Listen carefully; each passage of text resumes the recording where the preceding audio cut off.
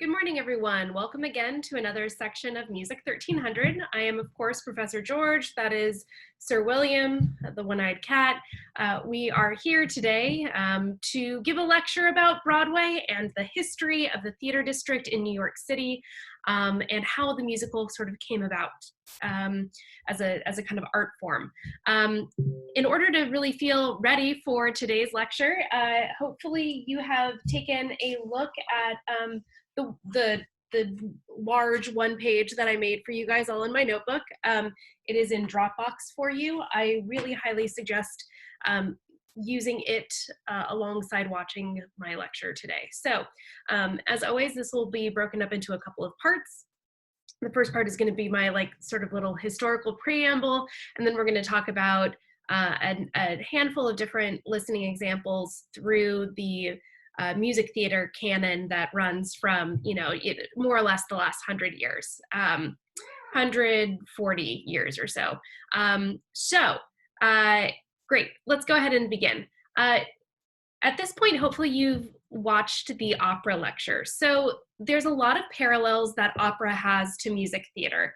The big difference is that opera, of course, has the element of recitative, right? Where we are sort of speaking the main points that are used to push the plot of the opera.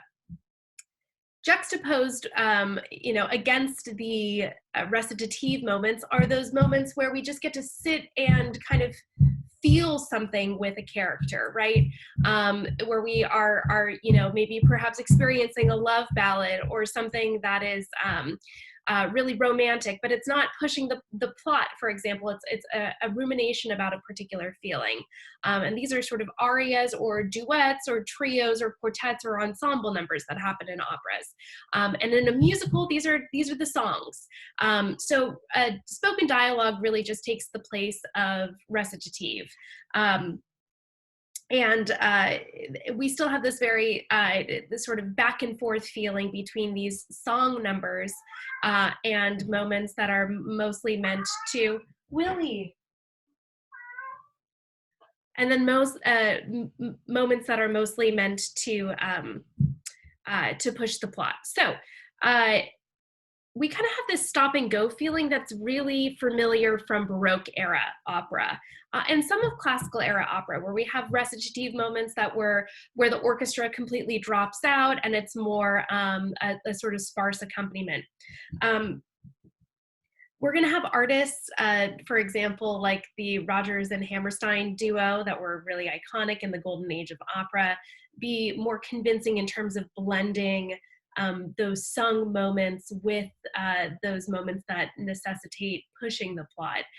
Whereas others are a little bit more divided and don't feel like that's necessarily an aim that needs to take place in this art form. So in order to really appreciate music theater, I thought we should take a look at our own very popular theater district.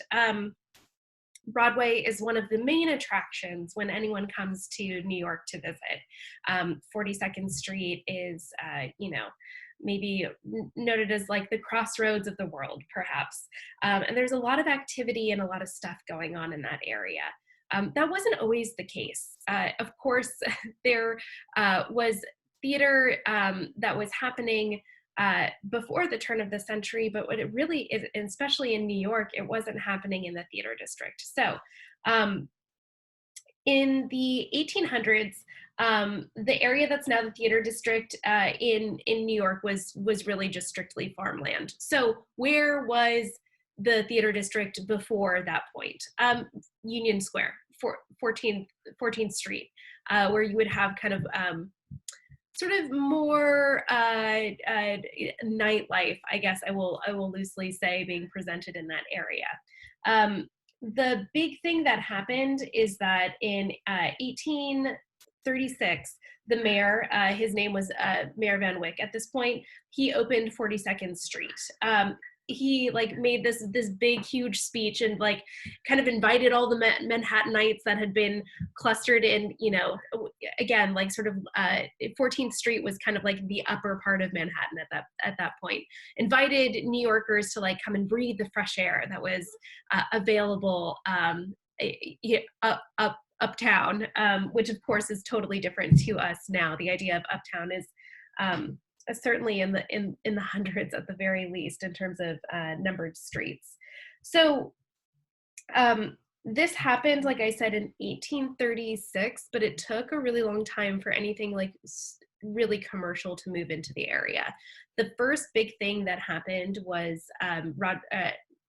Oscar Hammerstein, the first, not the second, who was going to be like a big musical name later, ended up opening what was called the Victoria Theater. Okay, so the Victoria Theater was like gorgeous and elevated in terms of style and class. So, and I included one of the quotes in my lecture notes from one of the critics who enjoyed the facilities there. But the Victoria, at a bird's eye view, looks like a big twinkling pearl, all white and gold, with opals of electricity studding in its profusion, gorgeous carpets, splendid lounges, and all the ultra elegance of the metropolis loves were to be seen everywhere. So like it was super classy. It was the new like locale to be seen and to enjoy sort of high entertainment in terms of theater. So what kind of theater was really popular at the turn of the century? Like vaudeville sort of stuff, very, very popular turn of the century. We'll get back to that as an idea in a little bit. The following year, so 1899, the Victoria Theater opens. 1900, Longacre Square opens, and Longacre Square is essentially what we call 42nd Street now. It will be renamed a little later on in history, but very quickly, other big attractions started popping up because of the success of the Victoria Theater. So what were they? The Hotel Cadillac, the Pabst Hotel, the New York Burlesque Ballet, and the Varieties Theater. So like we finally have like a kind of like a hub of cultural interest that's now surrounding the new, what will be the new theater district at the turn of the century. Big important move, and can't stress this enough. 1904 rolls around. Mass transit finally serves that area. So the subways, they open. I have a little bit of historical footage I want to show you from that time that really just gives you an idea as to like what New York was like when the theater district was just sort of like a seedling that was starting to grow. So let me toggle over to my other screen and show you some footage from back in the day. All right, here we go. So here is from the Library of Congress in Washington, D.C. Thank you, Library of Congress. This is the opening ceremonies when the New York subway opened in October of 1904.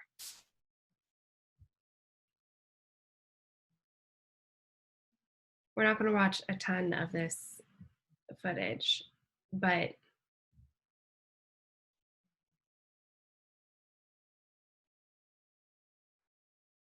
was a huge to-do.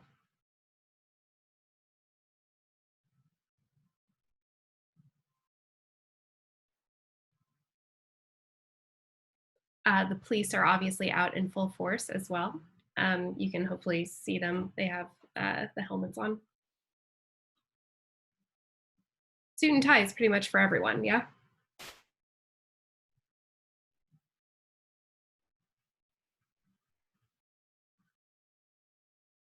So that's one of the subway entrances. Some of them still look like that. Trying to think. The one near Astor Place, I believe, still has a glass enclosure.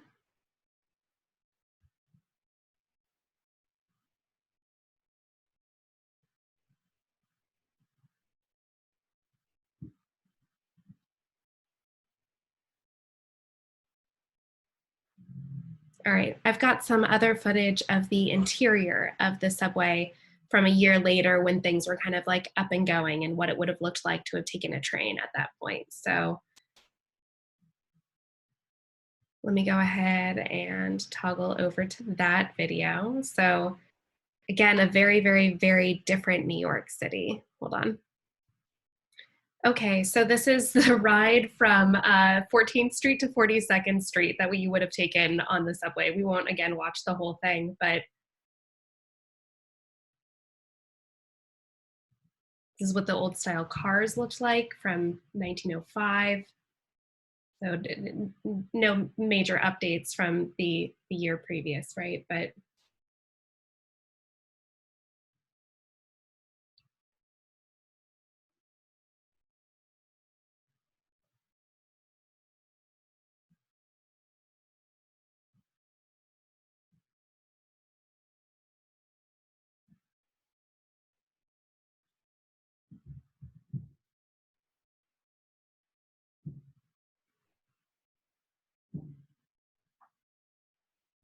apparently we're going express.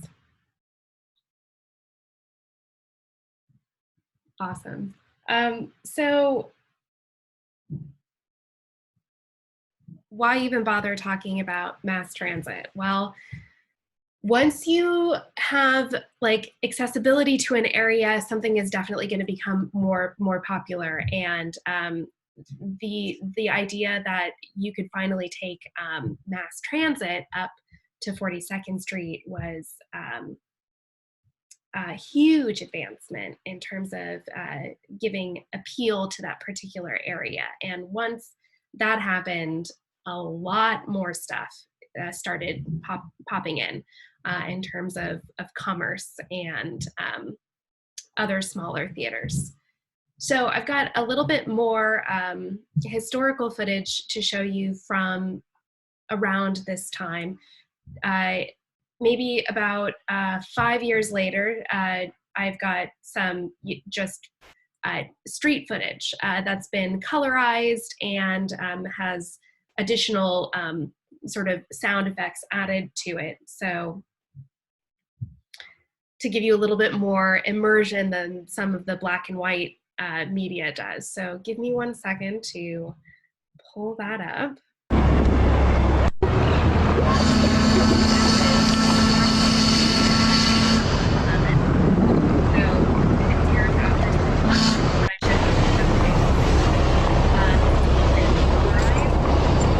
You'll notice that we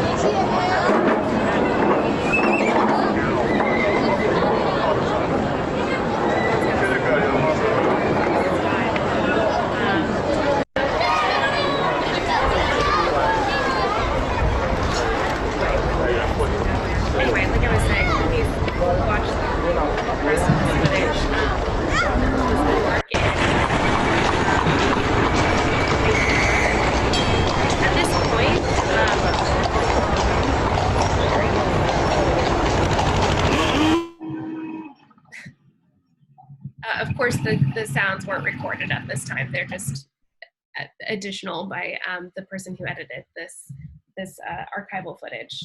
Very, very cool that they colorized it and went to a lot of trouble to make it very detailed.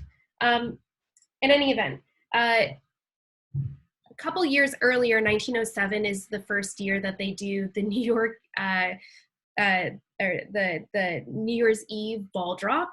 That all has to do with the Times building and where it had relocated and it kind of being a publicity stunt. I thought that would be a sort of fun aside to take. I have a small video to show you about the history of that, which is one of the more popular things and bigger draws that happens in the 42nd Street Times Square area. Let me pull that up real quick. Hold on. Here we go. So this is the little bit of the history of New York's New Year's Eve celebration that happens in Times Square. The New York Times was headquartered in One Times Square from 1904 until 1917. Back in 1904, the New York Times moved to One Times Square from downtown near City Hall. At the time, Times Square was the hinterlands. Everyone sort of made fun of them because there was nothing up here. Other newspapers also thought they'd never make it out to their customers, who were mostly in Brooklyn and downtown. The New York Times was smart. The subway was being built as they were moving uptown. The Times got all their materials in by subway, and they had a printing press in the basement of the building. They would put the paper on the subway and send it downtown, and actually got the news out faster before other papers. It was really the beginning of the great escalation of the New York Times. Still though, the New York Times needed to promote their new headquarters, which was in a horse and carriage trade area at the time called Longacre Square. They decided to throw a New Year's Eve party. At that time, New Year's Eve was celebrated at Trinity Church near Wall Street, downtown. But the church elders hated the celebration because people would get drunk and very raucous, and they'd throw bricks in the air and cause all sorts of trouble. When the Times offered to have the party, they were thrilled. So in 1904 and 1905, hundreds of thousands of people gathered in what was now Times Square for New Year's Eve. They had fireworks back then, but the burning ash would rain down on the celebrants below. In order to celebrate New Year's Eve without hurting anyone, they came up with an idea. They decided to combine the maritime tradition of lowering a ball at noon in ports around the world with what at the time was new technology, electricity. The result was this lighted time ball. They built the first ball out of iron and wood. It weighed 700 pounds, and it had 100 25-watt light bulbs on it. It was a lighthouse in the middle of Manhattan, because at that time, One Times Square was the tallest building in the area, and this tradition has continued on now for over 105 years. There were only 2 years that the ball didn't drop in Times Square. 1942 and 1943, there was a voluntary dim out. They didn't want to light up the skyline for the German subs out in the ocean. Instead, those 2 years they rang chimes, which was another symbol of welcoming in the new year. Up until 1995, the entire ball crew was 6 sign workers and a guy with a stopwatch. That's how they lowered the ball, with ropes, by hand.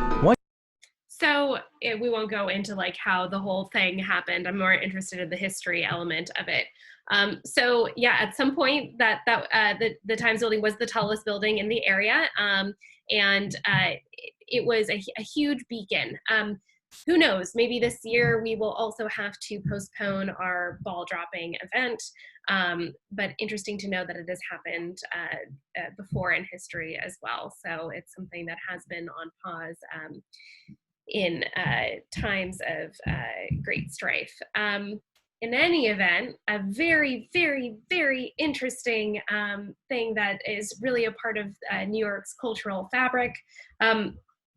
So in and around this time, what would you have seen in the Victoria Theater or any of the Pabst Theater, perhaps?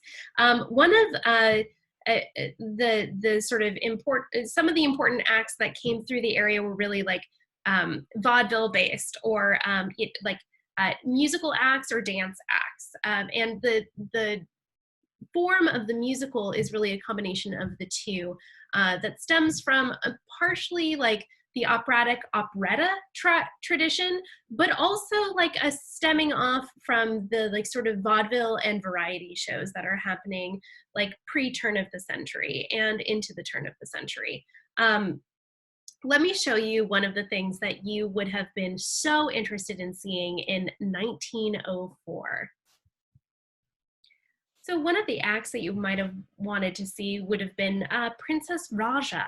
She definitely appeared at the Victoria Theatre after it was built, but this is one of her iconic acts. This is from the Library of Congress catalog.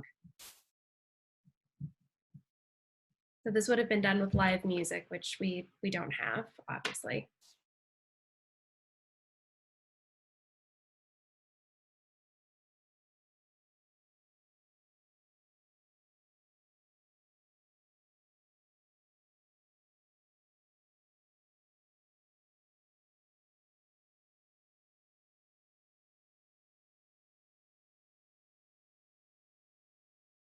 So this would have been done like in combination with a number of other acts, not necessarily by her, um,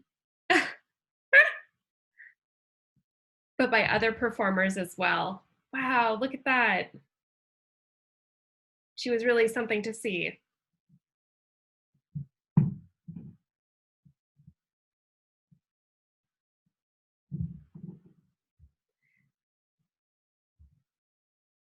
All right, here we go. So she goes on for a little bit. Feel free to look at the rest of her act if you wish. Arguably the first piece of musical theater in the sort of musical tradition is often cited as The Black Crook. 1866 is the year The Black Crook comes about, and I've got a really, really fabulous video that's fairly short of one of my favorite music educators who I've had you guys read a little bit about, Leonard Bernstein, who talks a little bit about the Black Crook, its historical importance, and one of the iconic numbers from it, which is where we're going to sort of kick off with our listening examples. So the Black Crook, essentially, it's such a flawed musical. It runs something like 4 or 5 hours in duration, and is kind of the combination of two different plot lines. However flawed it was, there were a couple of really fun acts that the audience really seemed to enjoy that have like withstood the test of time. And people were somewhat engaged with the idea that there were multiple stories that were weaving together some of these musical acts. So let me toggle over to one of my favorite speakers to have him tell you a little bit about the Black Crook. All right, here we go.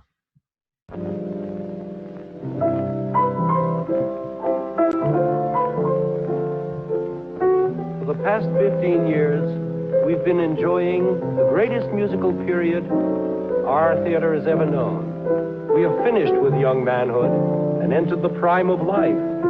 Some of our shows of this period have already become young classics, like Pal Joey, Annie Get Your Gun, Oklahoma, South Pacific, Kiss Me Kate, Guys and Dolls. Some people say that the reason for this spurt has been our great prosperity. Others insist that it's American know-how, that world-famous quality of ours. I don't much like either of these theories because they don't regard the essential root of it all, the creative spirit. And that's the main reason for our success with musical comedies. They are extravagantly creative. Each one is a surprise. Nobody ever knows what new twists and treatments and styles will appear next. For instance, Rodgers and Hammerstein have taken the best elements of revue and opera, operetta, vaudeville, and the rest, and blended them into something quite original. Perhaps the best example of this is South Pacific, which many people regard as our supreme achievement in the field of musical comedy. South Pacific is like a new strain which has been crossbred out of various forms of the past. For example, when the Seabees are singing, "There is nothing like a dame," or when Nellie is singing, "I'm going to wash that man right out of my hair," then it's a real musical comedy in our best musical comedy tradition. But when Bloody Mary sings "Bali High," then it is romantic operetta, also in our best tradition. But it all works together like a charm, smooth and utterly professional. No more stylistic hash, no more stringing of numbers together, no more sticking in of prefabricated songs, whether they suit the action or not. Just compare the integration of songs as we saw it in OK a while back with the way Some Enchanted Evening is introduced in South Pacific. So we'll get to South Pacific a little bit later, but the idea that Leonard Bernstein is getting to here is that essentially, gosh, one of the things that the golden age of musicals, which we're going to cover soon in the next excerpt, did was like effectively weave plot elements with the musical details. And that was like the major downfall of something like The Black Crook. Let me pull up the Black Crook example.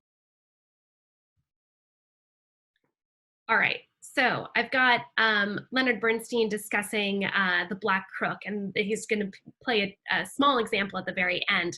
But to give you like a little bit of a preview as to where we're going, the big failing of The Black Crook, like I told you, is that it was just sort of like a loose assemblage of musical numbers and dance acts that had like a plot within it, two kind of different plots within it, but they're full of Swiss cheese kinds of holes. In any event, let me pull up my other screen. Hold on. Vast field that covers everything from Götterdämmerung to your nephews. It all began back in 1866, 90 years ago, just after the Civil War, with a great extravaganza entitled The Black Crook, a smash hit which contained this showstopper, a comedy song called You Naughty, Naughty Men. This song, of course, had nothing at all to do with the plot, but it served to amuse the audience while they changed the scenery. There were plenty of other kinds of that were really just meant to make the audience I will never more deceive you or of happiness bereave you, but I'll die amazed to grieve you, oh you naughty, naughty men. You may talk of love and sighing, say for us you're nearly dying, all the while you know you're trying to deceive, you naughty men. You may talk of love and sighing, say for us you're nearly dying, all the while you know you're trying to deceive, you naughty, naughty men. Very opera sort of things about now, that. why that song like should stop any show is a mystery to me.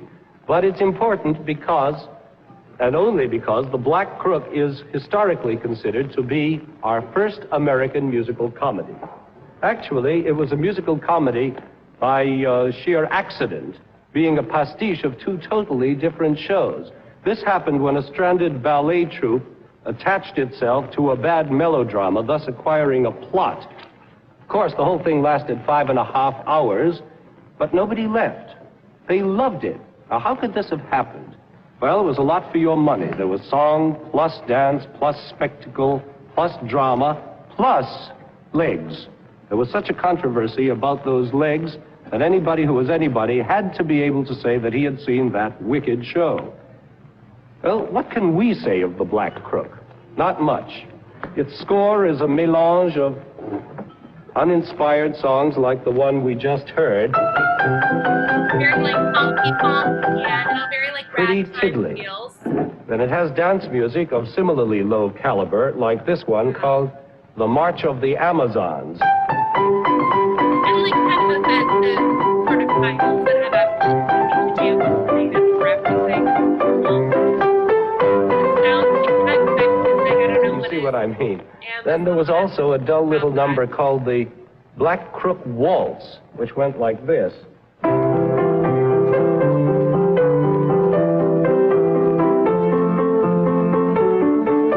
why go on? However, this number was bolstered up by a grand introduction of pompous nature, which went something like this.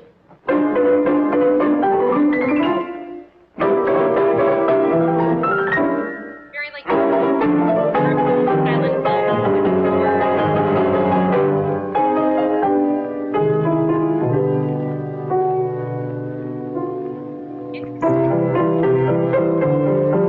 which only made the tune sound sillier. Then there was also the usual piano tremolo type incidental music that we still recall from the silent movie days. That sort of thing. All of these pieces just followed one another for 5.5 hours without rhyme or reason, like its Germanic plot and its French ballet and its American comedy songs. In other words, it was a high-class, expensive variety show, plot or no plot. Of course, many people in 1866 thought they were getting art. After all, ballet is art, and fancy stage spectacle can sometimes be art. But it was considered art in those days mainly because it was imported. And that was a time when anything to be good had to be foreign. Real art didn't come into the question, that is, in the sense of creative form growing out of healthy native roots. Well, if anybody is possibly in doubt, that was Leonard Bernstein and the story of American musical comedy. Very good. So I love his discussion of the Black Crook. And I think it's really important to know that, like, essentially that like everyone was so enamored of the idea that everything was happening on stage all at once. And this is the same thing that's happening all the time in opera anyway. The thing that really needed to be worked on in regards to the early music theater tradition was like how the plot intersects the musical numbers and the dance numbers. So really iconic names and duos like Rodgers and Hammerstein's, which we're going to discuss later on in other segments, really were very important movers and shakers who defined what the art form could really do through pivotal works. So the Black Crook is a little bit of an introduction into very early music theater. I will see you guys for segment number 2, where we'll start off our discussion with something from the 1930s, so 20 years after some of the footage that I showed you, Cole Porter's Anything Goes.